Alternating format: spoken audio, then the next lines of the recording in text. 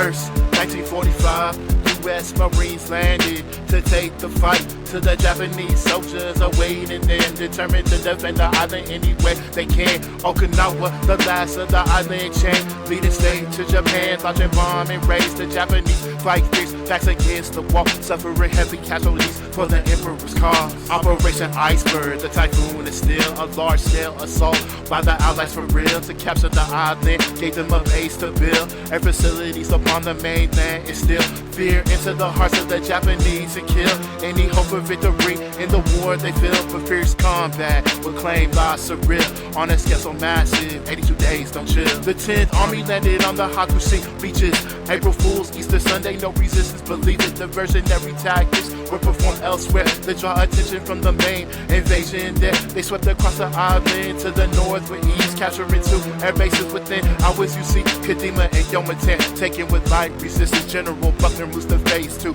in an instant. They move to take northern Okinawa seized, heading up Ishikawa, bringing hell within. By the 7th of April, Mutubu was sealed, and the Japanese soldiers were cornered there.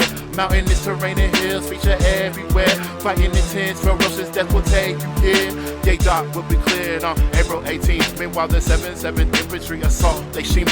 Kamikaze attacks made the battle dangerous. Local women charged with spears at the Marines. They rush, so unsettled in the fight. Explosions followed by screams. Many more destined to die for a hollowed out dream. The Marines push on, losing men, causing loss. Gunfire is echoed in the air all across the entire island. By the 21st, northern Okinawa secured. To the south, it's worse. The 7th and the 96th cross a narrow land. The southern Okinawa fierce fights awaited them. In west central Okinawa, east of Highway 1, the 96th encountered pockets of resistance strong. The Japanese held positions that were fortified, a place that would come to be known as Cactus Ridge, a place that decides who dies, who lives, no giving in, keep moving, that's the way it is. The 7th Infantry wasn't faring any better. To the southeast, known as the Pinnacle, more fortified position, and it's critical that they fight no matter what, it's so integral. 1,500 soldiers died in the brutal fighting, 4,500 Japanese killed or captured fell in. It's their cause every day that keeps drifting by, but this was only but a taste before the Shuri line. Before the Shuri line. Faced with more fighting every step, more fierce, close to victory.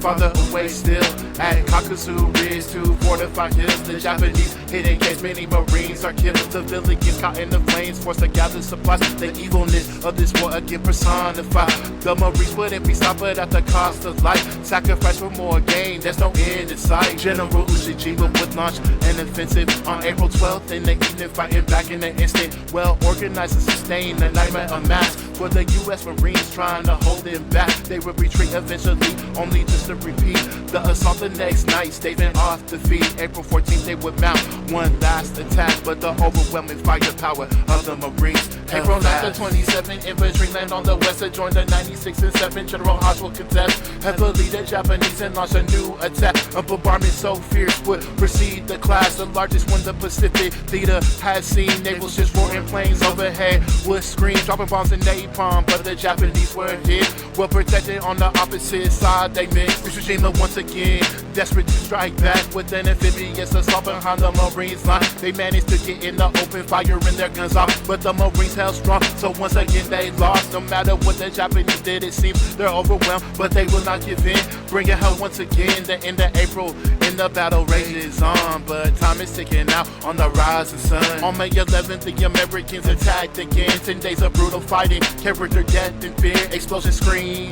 Gunfire screams the pattern of the fight. Desperation is clear. The 96th Infantry managed to take Conical Hill, rising high above the land, a key point revealed. Meanwhile, the 1st and 6th took Sugarloaf Hill. Surround the Japanese strategically, they feel the monsoon rains fell, turning the battle of the trades into something more like World War I. They say the ground turned into mud, both sides were mire. Garbage bit a graveyard, dead bodies retired, decaying, sink into the mud. Maggots live in your pockets at the sliding down hills, horrifying and noxious. The fighting was sustained.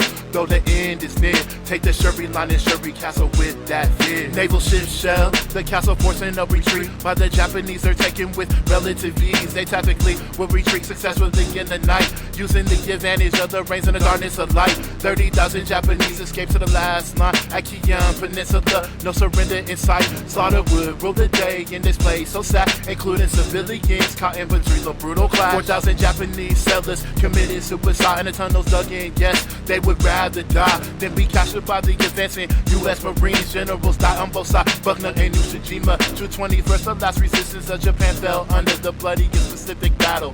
By number 240,000 dead on both sides. The fall of Japan is imminent. Soon the bombs will fall. Soon the bombs will fall.